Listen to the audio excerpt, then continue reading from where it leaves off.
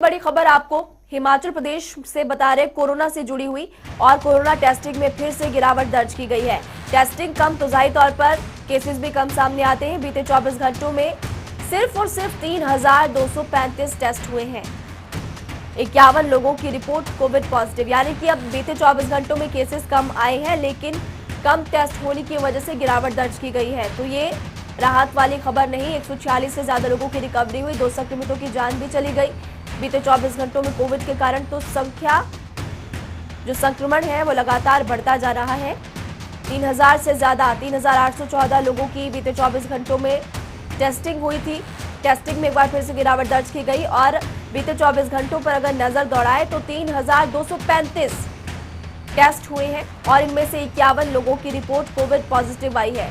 2 संक्रमितों की बीते 24 घंटे जान भी चली गई। इसी बीच वैक्सीनेशन को लेकर भी लगातार कदम स्वास्थ्य विभाग की तरफ से उठाए गए। नवंबर में टारगेट रखा गया है कि सभी के सभी लोगों को 100% वैक्सीनेशन लगाना है, लेकिन इसी बीच टेस्टिंग में गिरावट दर्ज की जा रही है। अंकुश डोभाल हमारे संवाददाता इसी खबर पर ज्यादा जानकारी के लिए फोन लाइन पर जुड़े हुए हैं। अंकुश, क्या रीजन हो सकता है कि टेस्टिंग में गिरावट दर्ज की जा रही है और इसी के कारण अब बीते 24 घंटों में केसेस भी कम सामने आए?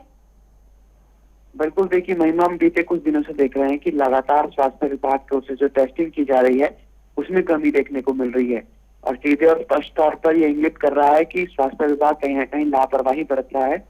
यही वजह है कि टेस्टिंग में गिरावट दर्ज की जा रही है।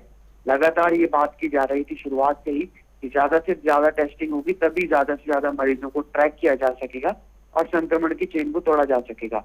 लेकिन जो मूल रूप से बात कही गई थी, मुख्य उद्देश्य जो टेस्टिंग का था, वो कहीं ना कहीं टूटता हुआ नजर आ रहा है और जब तक टेस्टिंग ज्यादा नहीं होगी तो कहीं ना कहीं समस्याएं बढ़ती हुई नजर आएंगी। सरकार ने पहले तय किया था 15,000 टेस्टिंग रोजाना हो, लेकिन जब संक्रमण कम हुआ उसके बाद इस टेस्टिंग को 10,000 के लक्ष्य पर रखा गया। लेकिन हमने उस समय भी देखा कि ये लक्ष्य 10,000 को भी नहीं छू रहा था। ये टेस्टिंग 6,000 8,000 के आसपास नजर आ रही थी। लेकिन अब हमने देखा शुक्रवार को भी कम टेस्टिंग हुई, शनिवार को भी कम टेस्टिंग हुई और रविवार की छुट्टी की वजह से ये टेस्टिंग तो 3,000 के आंकड़े को भी बड़ी मुश्किल से पार कर पाई है।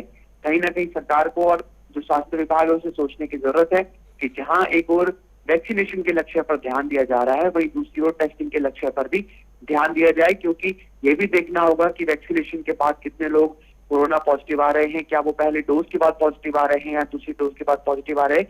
क्योंकि ज्यादा से ज्यादा जब आंकड़े प्रदेश सरकार के सामने आएंगी तो न केवल वो प्रदेश सरकार के लिए फायदेमंद होंगे बल्कि देश और दुनिया के लिए भी फायदेमंद होंगे। ऐसे में बेहद जरूरी है कि टेस्टिंग पर ध्यान दिया जाए, ज्यादा से ज्यादा टेस्टिंग की जाए, जो मरीज और तीमारदार है उनके टेस्ट अस्पतालों में बढ़ाए। आपकी तरफ से बिल्कुल सही कहा गया कि टेस्टिंग को बढ़ाने की आवश्यकता है, तभी मामले सामने आ पाएंगे कि आखिर पहले डोज के बाद केसेस सामने आ रहे हैं या फिर सेकंड डोज के बाद। शुक्रिया अंकुश डोभाल इस तमाम जानकारी के लिए।